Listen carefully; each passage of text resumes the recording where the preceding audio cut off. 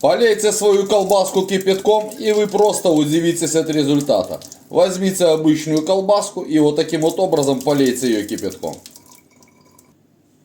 Полив колбаску кипятком, мы избавляемся от проблемы, когда мы ее хотим почистить и нарезать, она чаще всего просто отрывается кусками. Когда мы ее поливаем кипятком, вот эта кожица начинает сразу отходить. Берем вот таким вот способом и очищаем нашу колбаску. Просто взяли и начинаем ее тянуть вниз.